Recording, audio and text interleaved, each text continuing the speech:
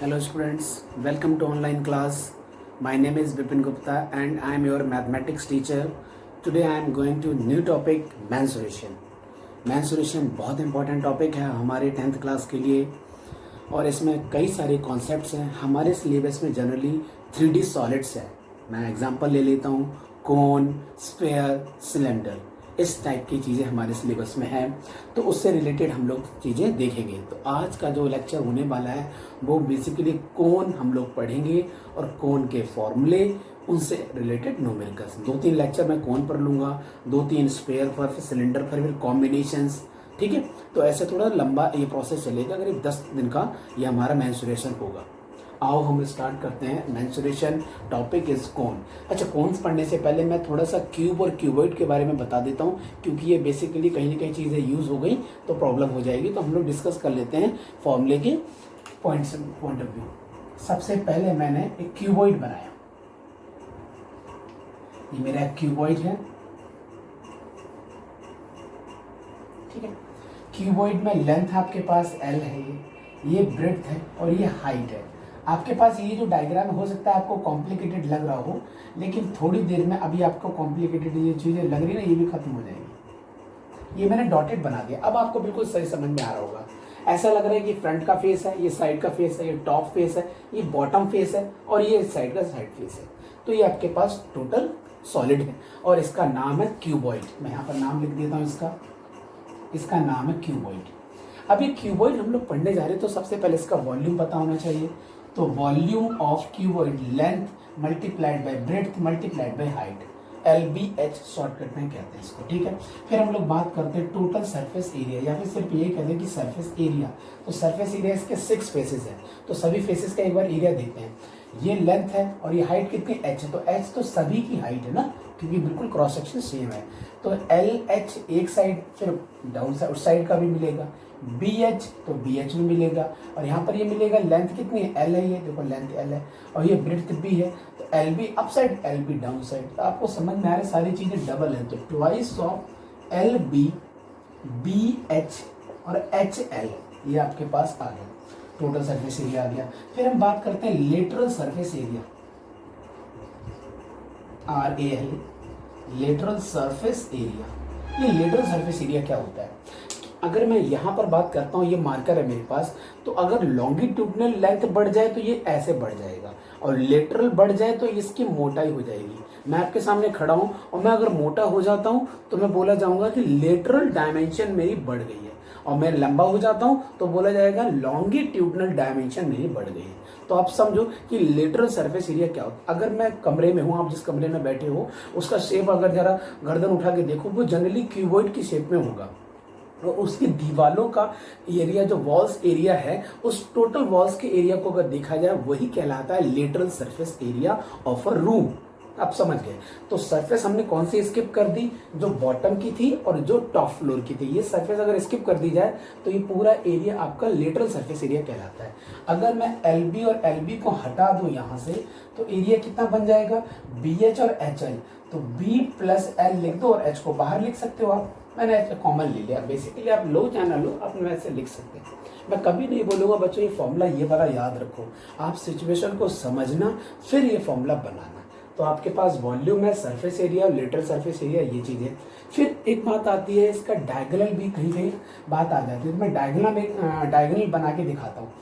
सामने वाले जो वर्टेक्स है उस साइड इस वाले फेस को मिलाया और यहाँ पर जो वर्टेक्स है इसको मिलाया. अब ये देखो यहाँ पर 2 वर्टेक्स हैं, उनको मिला दिया मैंने. यहाँ पे ये जो लेंथ आएगी, इस लेंथ की जो वैल्यू होती है डायगोनल, इसको बोलते हैं डायगोनल ऑफ अ क्यूबॉइड. तो मैं लिख देता हूँ डायगोनल ऑफ अ क्यूबॉइड है यहाँ पर, तो क्यूबॉइड यूज करेंगे. ऑफ अ क्यूबॉइड होता है L square B square H square, L square plus B square plus H square under root के अंदर. आप चाहो तो ये फॉर्मूला प्रूव भी कर सकते हो. मैं आपको प्रूव करके नहीं दिखा रहा हूँ, बस आपको थोड़ा आइडिया दे रहा हूँ. जो स्मार्ट स्टूडेंट्स हैं वो सब समझेंगे कि ये कैसे प्रूव हुआ होगा. मैं देखता हूँ आपको एक टाइप की ये लेंथ चाहिए, मैं इनकी नेमिंग कर देता हूँ. जिस डायग्राम को मैं आपको फोकस करके दिखाऊंगा मैं उसी की नेमिंग कर देता हूँ. मैं नेम ले रहा हूँ A, B और ये C और इस पार्ट को भी मैंने मीट कर दिया. अब आप जरा समझो कि आपके पास टारगेट है एसी निकालने का। तो एसी निकालने का टारगेट तो हम बाद में देखेंगे कि सबसे पहले बीसी निकल जाए। तो जब बीसी निकल जाएगी, क्योंकि बीसी मेरी एक सरफेस के ऊपर है, जो ए बी होगी वो उसके 90 डिग्री के साथ होगी। डायग्राम थोड़ा कॉम्प्लिकेटेड है, बहुत ध्यान से समझो, मैं समझा रहा हूँ ये फॉर्मूला कैसे बन के आया। आपका टारगेट है एसी, वो हम बाद में बात करेंगे। एसी निकालने के लिए पूरा ट्राइंगल कंप्लीट हो जाए, कंप्लीट होने के लिए बीसी लेंथ आ जाए। बीसी लेंथ आने के लिए मैं आपको डायग्राम दिखाने की कोशिश करता हूँ। सिर्फ इस डायग्राम को आप फोकस करके देख लो, इस डायग्राम को, सिर्फ इस डायग्राम को आप फोकस करके देख लो। ये भी एक राइट एंगल ट्रायंगल है। ये डायग्राम में राइट एंगल ट्रायंगल नजर नहीं आ रहा है, लेकिन एक्चुअल में है। क्यों? क्योंकि ये वाली जो साइड है और ये वाली साइड है आपस में 90 डिग्री पे है, लेकिन बोर्ड पर हम 3D को रिप्रेजेंट करेंगे, थोड़ा कॉम्प्लिकेटेड वे होता है, बट ये 90 डिग्री एंगल है।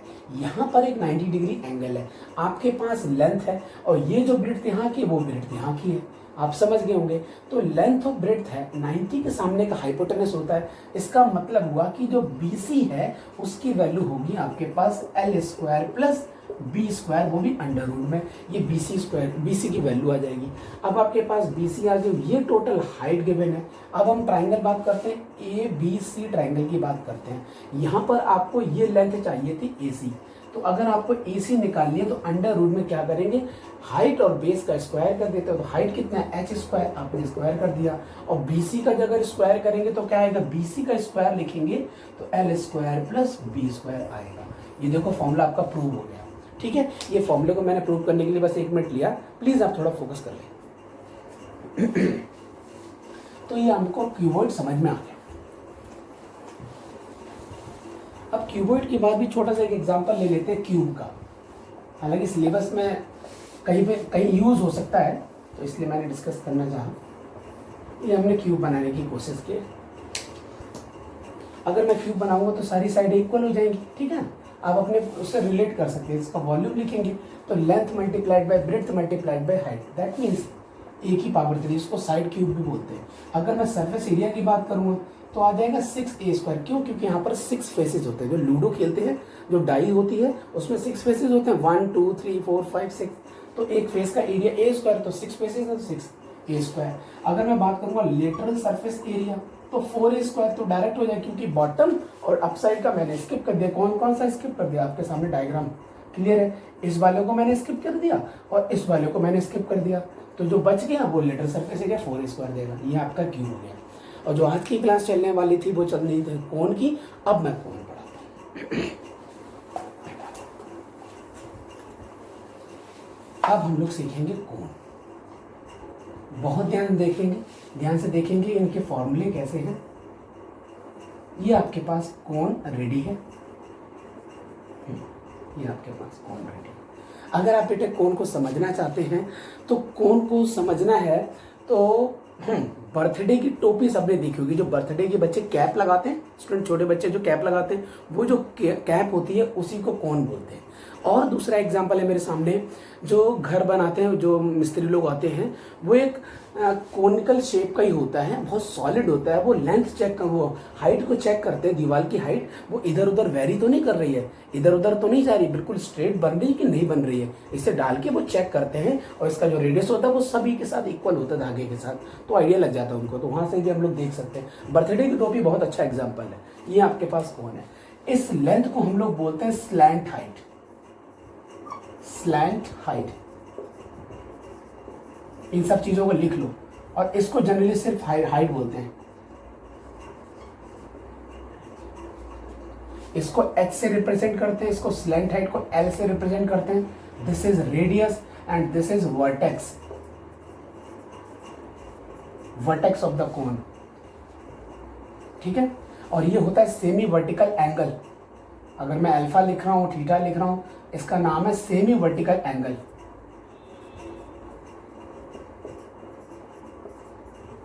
सेमी वर्टिकल एंगल, ये सारी चीजें मैंने बता दी, आप समझो। और ये राइट एंगल कौन है, तो यहाँ पर मैंने 90 डिग्री रिप्रेजेंट कर दिया। ये 90 डिग्री रिप्रेजेंट किया। राइट एंगल कोण क्यों बोला? क्योंकि हो सकता है कि कुछ बच्चे ज्यादा स्मार्ट बन रहे हो और वो ऐसा कोण बना दे, ऐसा कोण बना दे। आप देख रहे हो इसका सेंटर तो यहाँ, तो इसकी परपेंडिकुलर लाइन ड्रॉ करूंगा तो यहाँ जाएगी, और ये कौन देखो किस साइड भाग रहा है, लेकिन यहाँ पर परपेंडिकुलर है, इसलिए बोलते हैं राइट एंगल कौन बनाना है हमें, ठीक है। राइट कौन बोल देते हैं शॉर्टकट में इसको, राइट कौन। ये हमारे सिलेबस में नहीं है, हमारे सिलेबस में यही है, ये तो पढ़ते भी नहीं कोई भी। इंजीनियर्स पढ़ते होंगे, वो भी बीटेक तक तो पढ़ते नहीं, क्योंकि मैंने तो बीटेक की हुई है, यहाँ तक तो कुछ न्यूमेरिकल मिले नहीं मुझे, उससे हायर एजुकेशन में भले मिले। ओके, तो हम लोग अपने बात पर आते हैं वापस।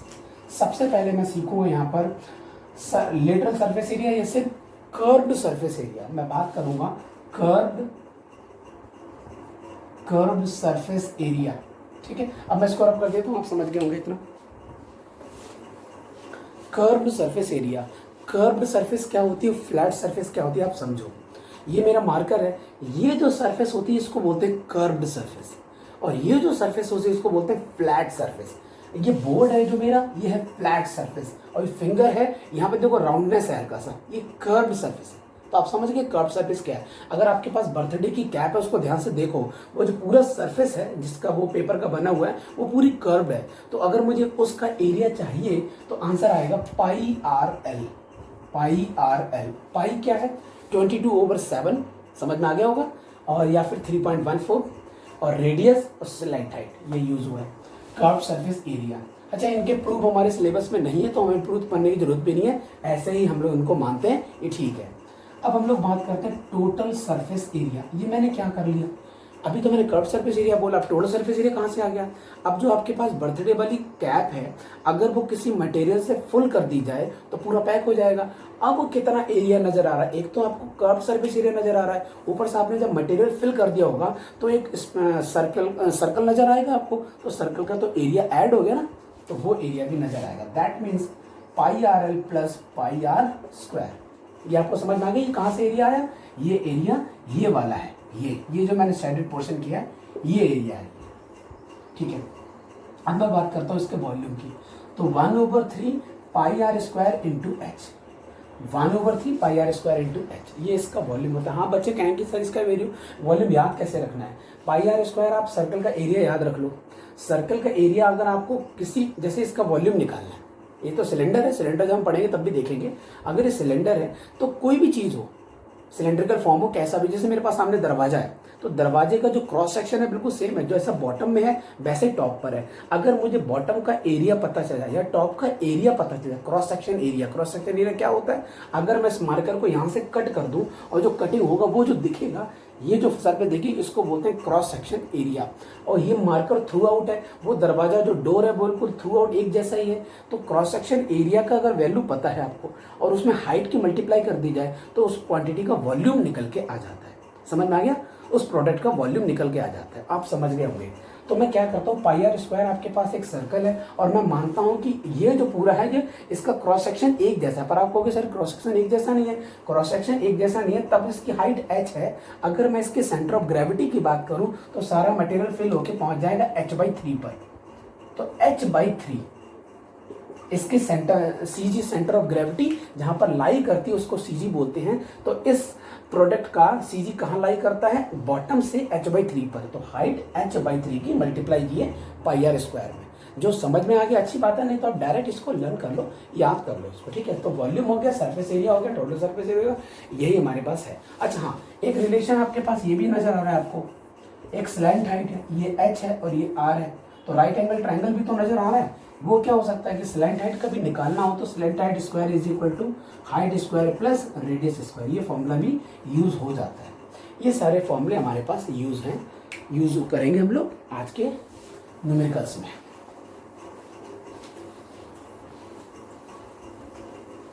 Okay,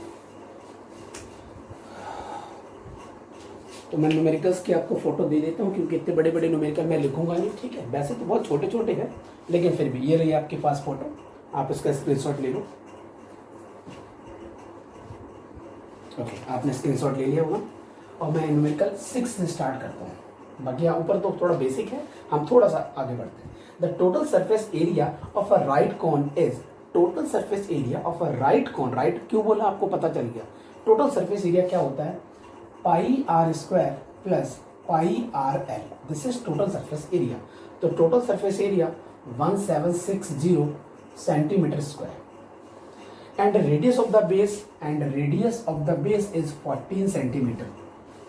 Find the following of the cones. क्या क्या फाइंड करना है? पहले तो हाइट फाइंड करनी है, lateral surface area means pi r L ये चाहिए उसको, और वॉल्यूम चाहिए। तो ये सब चीजें हमें निकालनी है। रेडियस की वैल्यू गिवन है और height lateral surface area. Okay, तो ऐसा करते हैं हम लोग, यहाँ से कुछ कॉमन ले सकते हैं। पाई आर में कॉमन ले लेता हूँ तो आर प्लस एल मिल जाएगा मुझे, और ये मुझे मिलेगा ये पार्ट। यहाँ से पाई की value 22/7 multiplied by radius 14 plus slant height, और ये आ जाएगा ये क्वांटिटी। ठीक है, अब आप देखेंगे मैं इसकी कटिंग कर रहा हूँ, 7 से इसकी कटिंग करूँगा तो 2 आ जाएगा, और ये 11 से कटिंग होती है तो इसको मैं 11 से कटिंग करूँ। वैसे तो ये शायद 7 टाइम्स जाती है, पर लेट मी चेक। 11 2 जा 22, 11 1 जा 1, और ये मुझे मिलेगा 6, ये 6 इतना आ गया। 2 से फिर से कटिंग कर दो इसकी तो ये हो जाएगा 80, 2 से फिर ये कटिंग कर दो, ये हो जाएगा 40। ये आपके पास स्लैंट हाइट की वैल्यू आ चुकी है 40 माइनस 14, स्लैंट हाइट आ गया कितना 26, और ये सब सेंटीमीटर में चला है तो सेंटीमीटर में, तो स्लैंट हाइट आ चुकी है, हाइट नहीं आई है, और रेडियस के बेन है तो हाइट आ जाएगी। तो अब पहला पार्ट हम लोग सॉल्व कर रहे हैं हाइट। तो हाइट को अगर निकालना है तो slant height square minus radius square under root, क्योंकि पाइथागोरस थ्योरम से निकल के आया। इसका स्क्वायर करेंगे 26 का स्क्वायर होता है 676 होता है, आई थिंक सो। ओके, और रेडियस का स्क्वायर 196 होता है। इनको कैलकुलेट कर लेंगे, ये सब आपका काम है, ये सब मेरा काम नहीं कैलकुलेट करना, मैंने आपको कॉन्सेप्ट समझा दिया। मैं यहाँ पे सेकंड पार्ट पर आता हूँ। सेकंड पार्ट में क्या लिखा हुआ है यहाँ पर? Lateral surface area. Lateral surface area होता है पाई आर एल, तो आपको सिर्फ पाई आर एल चाहिए। तो यहाँ पर तो ये क्वांटिटी लिखी हुई है, इसमें आप पाई आर स्क्वायर को निकाल दो, मीन्स 22/7 मल्टीप्लाइड बाई रेडियस का स्क्वायर। ठीक है, ये तो बहुत इजी न्यूमेरिकल बन गया। माइनस ये तो आ जाएगा 2 टाइम्स, तो 44 मल्टीप्लाइड बाई 14, इनको मल्टीप्लाई करेंगे, सब्ट्रैक्ट करेंगे तो आपके पास आंसर आ जाएगा निकल कर। अब हम लोग बात करते हैं थर्ड की। थर्ड पार्ट में आपसे बोला गया वॉल्यूम। तो वॉल्यूम का आंसर कैसे होगा? 1/3 pi r square into h. H आपने यहाँ निकाला होगा, ये आप एच एंटर करेंगे, आर की वैल्यू गिवन है, पाई आप जानते हैं, 1/3 जानते हैं, तो वॉल्यूम आ जाएगा। बहुत बेसिक न्यूमेरिकल है, ये न्यूमेरिकल सॉल्व हो गया। अब हम लोग आगे बढ़ते हैं।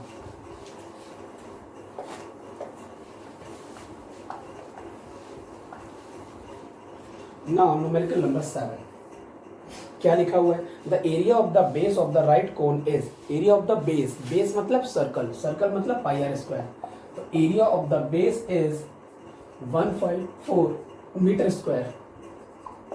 Square and its volume 308 metre cube. Find the height and curve surface area. Volume का फॉर्मूला क्या होता है? 1/3 pi r square into h. अब आप देखेंगे पाई आर स्क्वायर की वैल्यू डायरेक्ट हमारे पास गिवन है, और वॉल्यूम की वैल्यू यहाँ से गिवन है, तो 308 is equal to 1/3 pi r square means 154 multiplied by height. इससे आसान न्यूमेरिकल कहीं मिलेगा आपको? इससे 2 टाइम्स होता है, 3 2 6 लो, इससे आसान न्यूमेरिकल तो कहीं नहीं मिलेगा मार्केट में। तो एच की वैल्यू आ गई 6 मीटर, इसको अच्छे से लिख लो, मीटर 6 मीटर। हाइट आ गया, ये मैं न्यूमेरिकल ले रहा था 7। And curve surface area, curve surface area. अब आपके पास रेडियस नहीं है क्योंकि लेंथ चाहिए, स्लैंट हाइट चाहिए, हाइट यहाँ है, रेडियस यहाँ से आ जाएगी, तो रेडियस कैसे निकालेंगे? 22/7 multiplied by r square is equal to 154। अभी हमने देखा था इससे इसकी कटिंग करते हैं तो 7 आ जाता है। आप देख लो 22/7 की मल्टीप्लाई यही आता है, देखो 7 2 14 4 1 7 14 15 यही आ गया। तो आर स्क्वायर की वैल्यू आ गई 7 square, that means r square की वैल्यू आ गई 7 मीटर। अब आपके पास आर भी और एच भी है तो एल आ जाएगा, तो स्लैंट हाइट निकालेंगे तो आर स्क्वायर कितना आ जाएगा 49 प्लस एच स्क्वायर 36 और ये कितना हो जाएगा 85, क्योंकि यहाँ पर 1 ऐड हो जाएगा तो 50 हो जाएगा, 50 फिर 80 85 हो जाएगा, ये स्लैंट हाइट आ गया।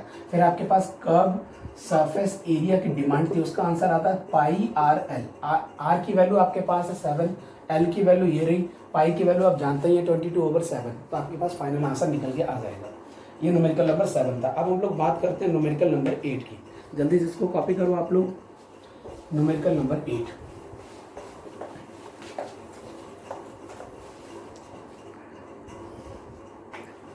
न्यूमेरिकल नंबर 8 में क्या लिखा है? इन अ राइट, अच्छा ऐसा करते हैं, जंप मार देते हैं। न्यूमेरिकल नंबर 9, न्यूमेरिकल नंबर 9 में क्या है, the ratio of total surface area and lateral surface area. The ratio of total surface area, total surface area क्या होता है, pi r l plus pi r square, this is total surface area. The ratio of total surface area and lateral surface area, lateral surface area pi r l होता है, इन दोनों का ratio 3/2 given है, ठीक है। फिर क्या बोल रहे हैं, and its height is 6 metre and height is 6 metre, then find the volume.